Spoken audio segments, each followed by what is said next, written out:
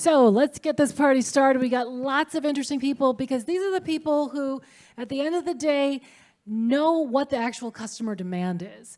And we are nothing without customers who demand this stuff. And you guys come from a lot of sort of different angles on it.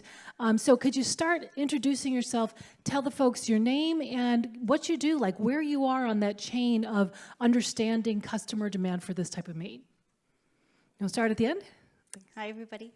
Thanks, Monica. Thanks, everyone who's had a part in planning today. This is my second year here, and I feel really honored to be back. So my name is Maral Cavner. The easiest way to get it is that it's like Carl, but with an M. And I'm the Senior Manager of Corporate Policy at the American Society for the Prevention of Cruelty to Animals, more commonly known as the ASPCA. The ASPCA is known for its work for dogs and cats. I have so many awesome colleagues who do great things for them. But we also have a farm animal welfare department, and that's the team that I'm on. My job all day long is to connect with food businesses, from producers to consumer-facing brands like the ones in the room, to help them develop animal welfare policies that they can be proud to share with their customers. And so as a part of that, we've developed our Shop With Your Heart program, which helps empower and elevate consumers to find higher welfare products, including many of Niman Ranch's, and is how I found myself here today. Thanks. Hi, everyone. My name is Mike Salguero. I'm the founder and CEO of ButcherBox. It's butcherbox.com. We are an exclusively online seller of meat like Niman's. We like to say that we help people eat better, and we define eating better as eating a product that's better for the animal, better for the environment, better for the farmer and the workers in the supply chain. And ultimately, I believe and we believe that that product is better and healthier for the customer. Thanks.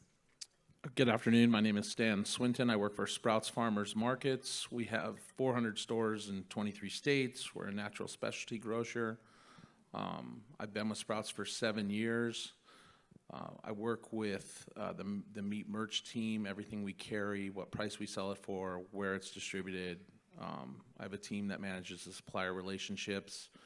Our company is very focused on being true and authentic to who we are. And we are somebody that cares about the planet, that cares about what our customer eats and where it's sourced from and how it's sourced. We interact with our customers daily. We poll them in consumer panels. We have customer service interactions with them via the online and over the phone. So we're constantly checking the pulse on our customers and what they want and expect from us, and we work tirelessly to deliver it to them.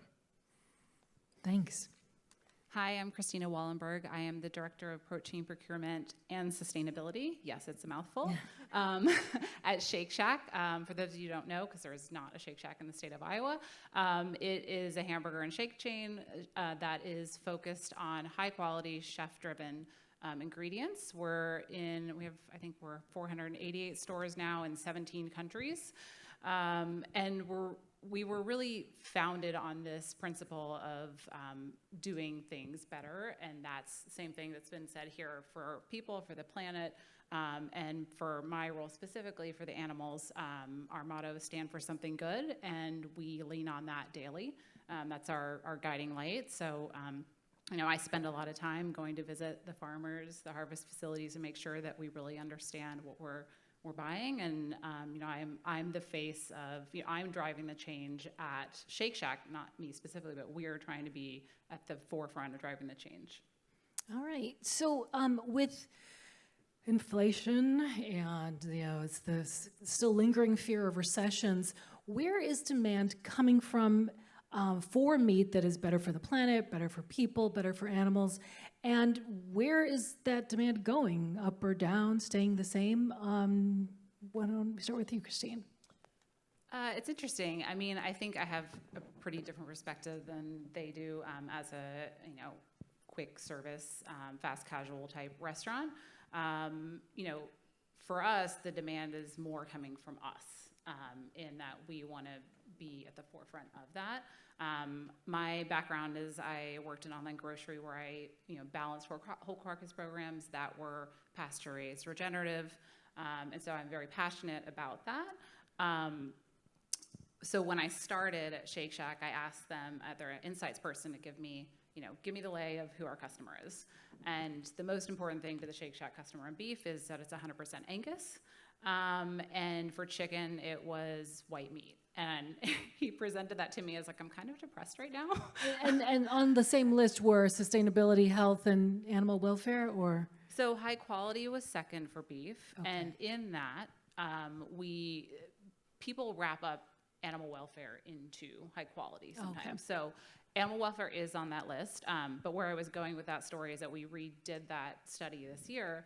And there was actually a change in chicken where it is now antibiotic-free, hormone-free. So to me, that's a big shift in how our customers are thinking about it. And I still want to be further ahead than that, but I do see some changes there. And then we just want to, the way I think about it is like, we need to tell our customers what is important, why they should care.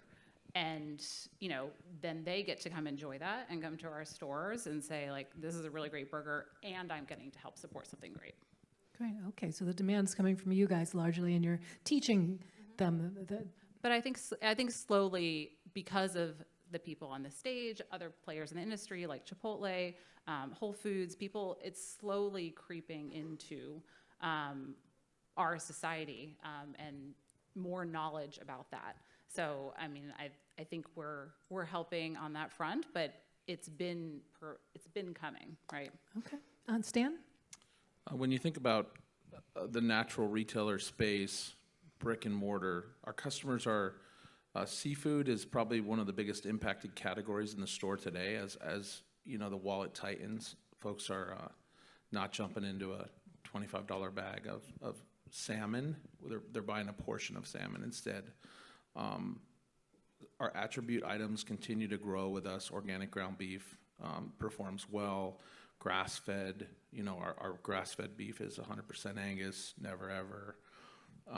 High quality grass-fed beef, and that continues to resonate really strongly with our customer despite, tightening supply with not a lot of relief in sight there for the next 12 to 18 months in beef or the foreseeable future. And then organic chicken, it does a really good job for us, but our minimum chicken is no antibiotics ever is what we carry in the chicken space. So attributes continue to drive trial and volume with us, and seafood's having a tough time, but that pendulum tends to swing with the economy, so that will come back as we have our soft landing or whatever economists you ask their opinion. All right, thanks. And Mike? I'll give you some negatives and some positives. So on the negative side, the only proxy for a big recession is 2008, and what was seen in 2008 was customers started to trade down on claims. What does that mean? Well, when your pocketbook gets tighter, you decide, I only ate organic chicken, but I'll go for the antibiotic-free, or maybe I don't care that much about humane certifications, and so, I mean, we as a company that raised to a standard, like Nyman, we have been waiting for that to happen. That has not happened, although I will say D2C is way tougher than it was during COVID. What's D2C?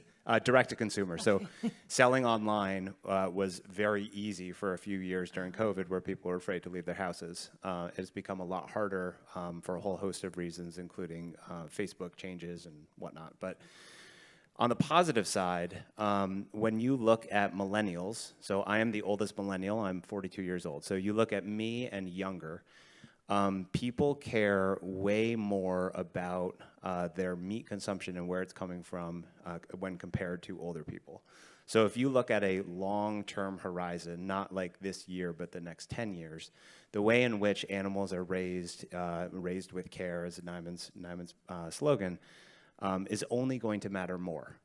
Now, in this particular moment, I would say some people are going to the store and they're making decisions, or to restaurants, and they're making decisions because they don't have as much money. But in the long term, if you look at this sector, I only see this sector growing. And I think it's really important. I try to talk to meat companies and say, you need to satisfy this sector. You know, if I represent the change, right? 42-year-old and younger represents the change. You know, they say about millennials, it's the first generation that started to purchase in a way that aligned with their values. that people older, it was like, well, I get a good deal on this, so I'll buy it. And it's only the millennial generation, and then people younger are even more aligned to their values, where they won't buy something unless it aligns with their values. And so I see a very bright future. Chris just said another 25 years. I see a very bright 25 years for companies like Nyman or companies like ButcherBox who are really adhering to our values, even though the times are tough right now. All right, from your mouth to God's ear. Amen. So, Maral, what do you think?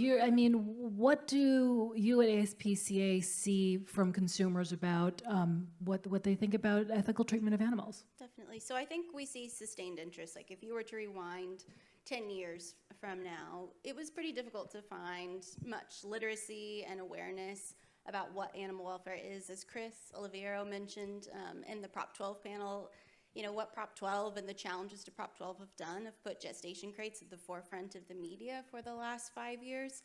Just a couple weeks ago, the New York Times had an expose about a pig farm north of here, an article by Nicholas Kristof. I'm a lawyer, and so for the next decade, you're not going to hear me shut up about the Supreme Court opinion and them describing gestation crates on page 1 of the opinion. I mean, those things didn't happen not that long ago, and so it's building. We did a nationwide survey earlier this year, in March of this year, and it found that 79% of folks are now concerned about industrial animal ag's impact on animal welfare. That's nearly 80% of the population. That's huge. And so I think that's why we see the rise in animal welfare certified products. Just since the ASPCA started that Shop With Your Heart program that I mentioned earlier, we've seen a 350% increase in the number of welfare certified products out there. And we have about another 200 individual commitments that are coming due in the next few years to add to that list. So it's really growing. Last point, I think food brands are beginning to, engage in this in a deeper and more sustained way. In that same survey that I just mentioned, we asked folks, you see food brands and companies outside of food as well, talking about sustainability left and right, and it's important. There's a reason that they're talking about that. But what do you want that to mean? When you see a brand saying, we are sustainable, what does that mean to you? And 91% of folks said they want companies to address both the environment and animal welfare. And so I think that's why you see so many food brands digging in like they are on animal welfare, and I hope that will continue, like Mike said.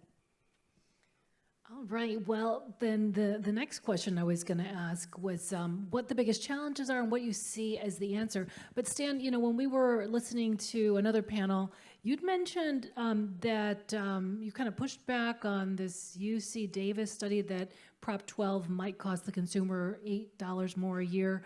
Because, what were you seeing on some Prop 12 pork that you were selling?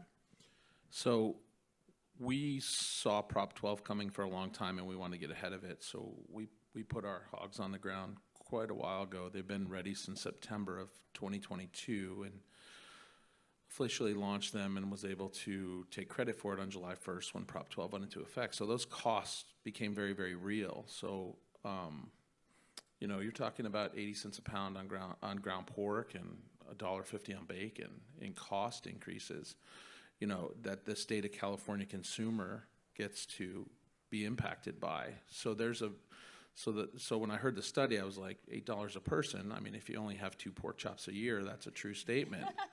But I like bacon, so a lot. And I don't really consider bacon pork. It's a whole nother species, but that's a different discussion. And then when you think about the cost increase, the retailer's not going to just accept it and pass it through penny for penny. The retailer has to also make the margin on the cost increase as well, so that 80 cents turns into $1.15 really, really quickly.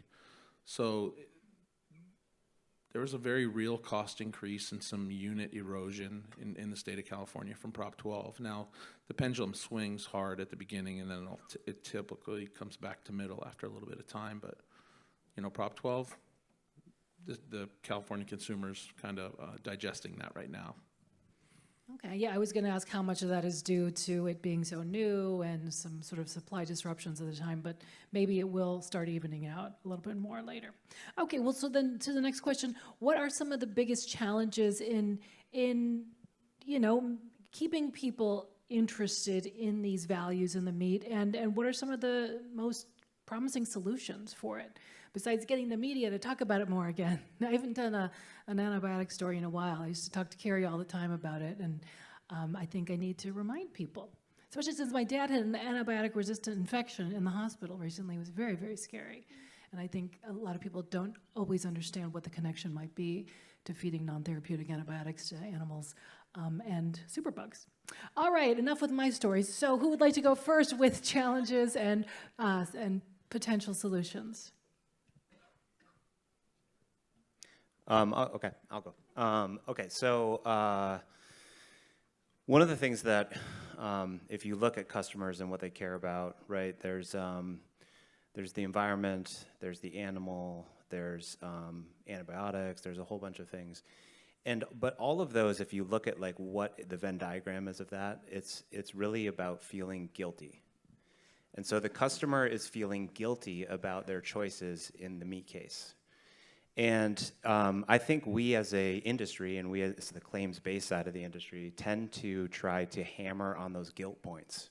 Like, look at these crates, this is awful, or like, you know, antibiotic resistance, this is, or environmental, this is gonna be really bad, right? And unfortunately, the customer doesn't necessarily always buy because of fear. And I think we could do a better job as an industry in talking about the other side, the taste and the quality. Like when we were on the I don't want to steal your thunder, but when we were on the prep call, Christina's like, well, yeah, well, it just tastes, it's a much better product. It tastes better. And it's like, that's right. Like that The lunch. whatever that thing was that they were cutting, was incredible. You know, and it's like that, I think, is something that is enduring and something to lean on, right? An animal raised with care is a higher quality, better tasting product. That's why the first few panelists that came up here were talking about the story of Nyman. It was chefs and reporters who tried this and were like, oh my God, this is totally different than what I've eaten. And I think that in order to navigate through a time where people are going to be like, maybe I don't care about the environment that much, if we can talk about the message of, you know, winning dinner by serving a product that is just so much better, the best pork chop you've ever had, the best pork butt you've ever had, I think that wins all day long. And I think we could do a better job inspiring versus trying to get people to purchase out of fear. So selling indulgence versus guilt. Yeah. Yeah, sounds better to me too. When I think about the supply challenges is where my head goes with Sprouts. We don't own a farm. We don't own a ranch.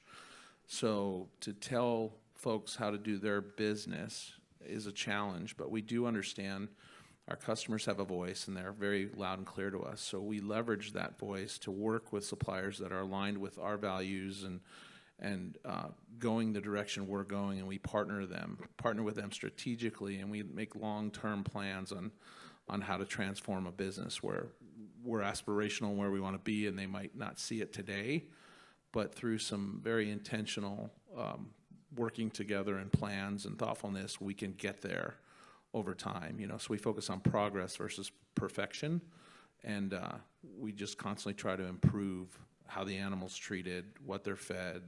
Quality is never optional. It has to be good quality during the whole journey. So that's a minimum expectation. But we partner with folks that are aligned with our values and the direction our company's going, and that's who we do business with, or try to. And if they don't, it's not necessarily a bad thing. We just change directions with a different supplier.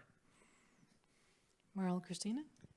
Yeah, I'll go. I'll take a little bit of a different tack, though I obviously echo everything both of you guys have said, especially regarding taste. I think I agree. I think no one is buying out of fear, and if you can get them to try it once or twice and see that the difference is so much better, you will drive more change and purchase behavior in the future. I do think the industry, particularly in grass-fed beef, has, there is some grass-fed beef that does not taste good out there, and some people have that mindset where like, I can't eat that, it's not good. But I've had some kind of farmy grass-fed and it's also not what the American palate is used to, right? But there is some really great grass-fed out there, and so there's education on that front as well to get people to just get over that hump. but that was on tangent. The thing I was going to say that was totally different was I know it's it might be like a hot button topic in this room, but economies of scale. And I don't mean all the way to the edge like Smithfield, but the challenge in any small farming operation is the economies of scale, specifically at the harvest facility. And I think Nyman is part of that solution because they allow farmers with 5 pigs to sell to Nyman and create a massive economy of scale to go to the harvest. We all know that Nyman is still a small part of the massive industry. Like they're not able to supply all of your meat. Correct.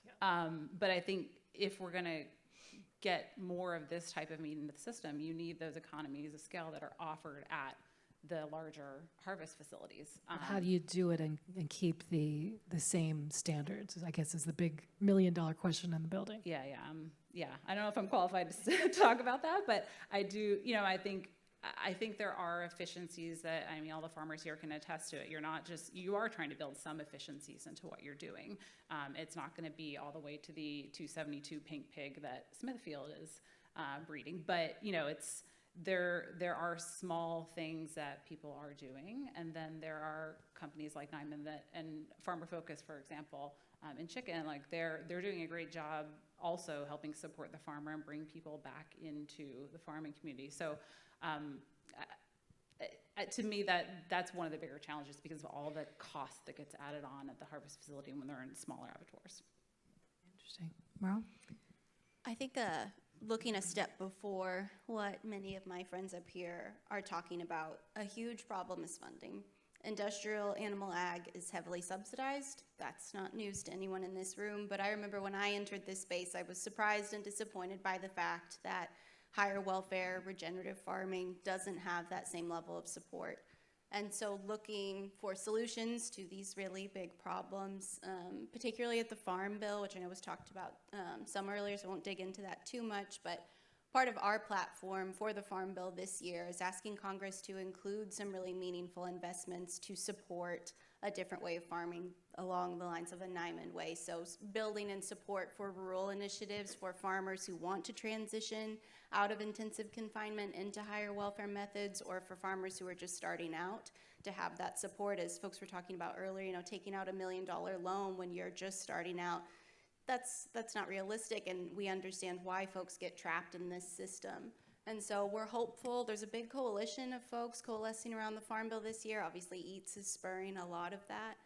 But we think transitioning some of that subsidy as much as we can is a really important solution to try to build a model more like Nyman's for the future. And that's consistent with what farmers want. Before I joined the ASPCA, they did a nationwide poll of farmers and their families, which found that 85% of farmers out there support a ban on industrial animal ag facilities being built. That's a huge number, and that should tell us all that we need to know, really, right? I think we all agree in this room that we would be a lot better off if we listened to our farmers. They're the ones most impacted by this, and they're the ones pointing us, in a pretty clear solution in that direction. We just need to get together and listen to them and push that forward as much as we can. And did I hear that ASPCA is putting out a sort of a grocery store scorecard? Yes. Proud to have worked with Stan and his wonderful team. They'll be included in the supermarket scorecard. So it's an inaugural report that we're publishing for the first time next week. So give it a Google, check it out. We'll be evaluating the top 20 largest retailers in the country on those kind of core 3, fundamental 3 animal welfare policies. So cage-free for hens, use for eggs, the better chicken commitment for chickens, use for meat, and then, of course, gestation crates for mother pigs. So we were glad to work with Stan and his team ahead of that report to work on their pig welfare policy in particular. And we're really trying to do, our part, not just putting it all on Monica and the media to do the educating, but we want to give consumers tools that they can use. The average grocery store has 47,000 different products in it. How do you stand out in a market like that? And so we're trying to develop tools through our Shop With Your Heart program, which I encourage you to check out, that will help consumers be able to make those more educated decisions and decipher fact from fiction. All right. Well, with about 5 minutes to go, I'd love for you to go down the line and say, if people get one message out of this talk, what do you want to leave them with in their minds? I'll start. Okay.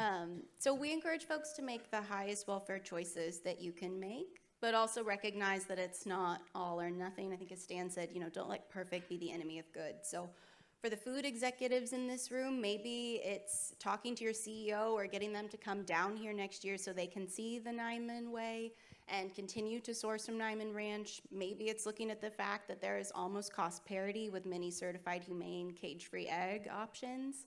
If you're a dog or a cat owner, maybe it's looking at the many welfare certified pet food options. Being the ASPCA, we have a great list. Your dog can then help you take a bite out of factory farming. I didn't know that. Yes, working hard on it. Please check it out. I think, even the smallest step is absolutely meaningful for the animal that was implicated in that food and for the farmer. So our individual decision-making and our collective decision-making has an ability to make a real difference in those folks' lives. And I think that we can't forget our power in that. Thanks. That's a tough question.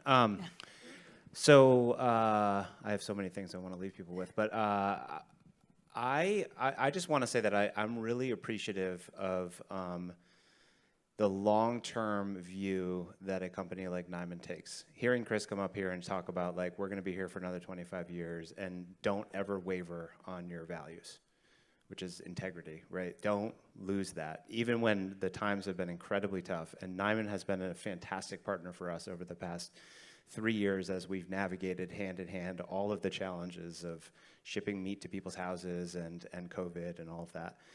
And also the fact that Nyman has partnered with Purdue, who is a over 100-year-old company, privately held, that is in it for the long haul. I just, as somebody, we never raised money. I don't have any intention to sell the company. I really want to build something for the long term because I believe that's the only way we can change the meat system. I love that we have partners who have the same point of view. And I think all of us in this room, if you don't know that is something that Nyman has, that for me is my one takeaway, to have the CEO standing up and saying, we're never going to waver on our values and we're going to be here for the long term is huge. Thanks. If I could leave you with one thing, I would say is you're my customer. Whether you live in a community where I operate a grocery store, or you don't, you're my customer, and you vote with your dollar every day. What you purchase, where you shop, how you spend your money, the organizations you support. So realize your impact, and spend your money wisely, and support the organizations that you believe in, and make sure they're authentic. That's what I'd leave you with. Thank you. I think it's summarized really as education and demand creation. So everyone, all the buyers in procurement, I think we're all in a really powerful position to create that demand. And thinking of it kind of outside the box and not like you guys are competition, but let's talk about how we can build that scale and work together and support these farmers so they can sell off their whole hogs. Thinking like that will help all of us move that movement a little further. And then from a customer experience, what Maral was saying in regards to just the incremental, like if you can't afford to buy the Better For You product all the time, buy it once a month, buy it twice a month. But that incremental impact will have better impacts on the long term. All right. Well, I want to thank these wonderful panelists, Maral, Mike, Stan, and Christine. Thank you so much. And thank you guys. And you can thank me for saving 1 minute. Thank you.